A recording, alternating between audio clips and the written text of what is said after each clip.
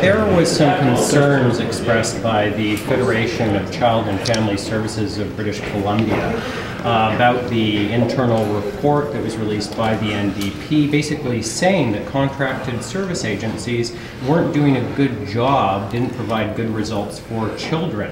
I think what I pointed out when we were talking about this yesterday or the day before was that I think we need to be very careful in casting a brush too broadly. So that I think it's important when we have children being cared for by contracted agencies that we know that those placements are appropriate and that good work is being done with them. And I know from my own personal interaction with contracted agencies that they're doing very good work across the province.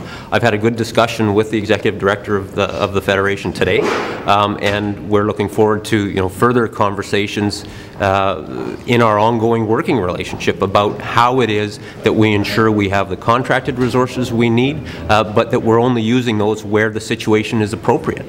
So, my goal here is that we have a continuum of services in place for children in care, and that we match the child's needs with the right resource. So in some cases, in most cases, that's going to be a foster family.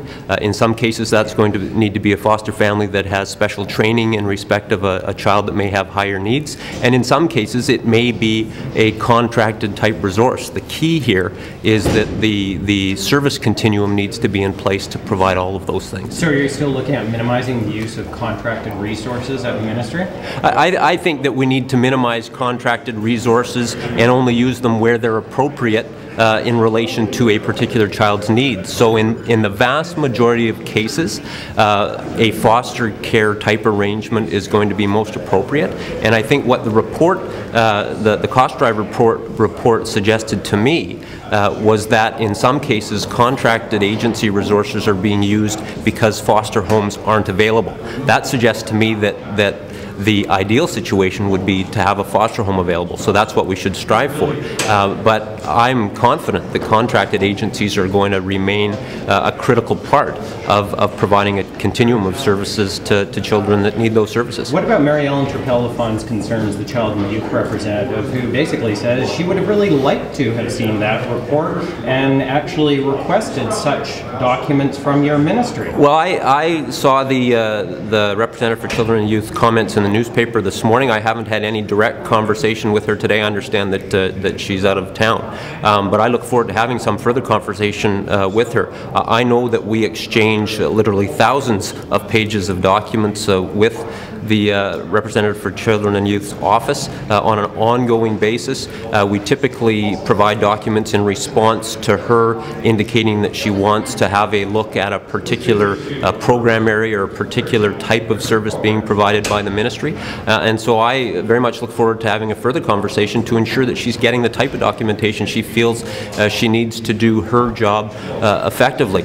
We have a number of information sharing protocols in place between the representative's office and the ministry, and I think we need to continually strive to ensure that those protocols are working effectively so that the ministry can do its work most effectively and so that the representative can do her work most effectively. Well, all of that being said, why was she not routinely given this report as being the sort of material she was looking for? Well, again, I've asked the ministry to look at the requests that have been made, and certainly we haven't identified a request that had been made by her office where this is a document that would have responded specifically to that request. So that's part of the information sharing challenges, is how do we be confident that we're providing the documentation that the representative requires without sort of sending every document that comes across anybody in the ministry's desk onto the representative, because we don't want to be inundating her office with information that isn't specific to something that she's looking at. So I'll acknowledge that there's still work to do in terms of making sure those information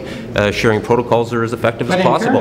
In fairness though, Minister, this seems to be a pretty significant document. This seems to be something that obviously has attracted a lot of attention with its release. As a result, would seem to be something the child and youth representative should have been made aware of. I think that this is one of a number of documents that the ministry prepares to look at what are driving some of our cost pressures. And I think, as I've said all along, I think this is exactly the type of documentation, the type of research, the type of reflection that the Ministry of Children and Family Development should be doing.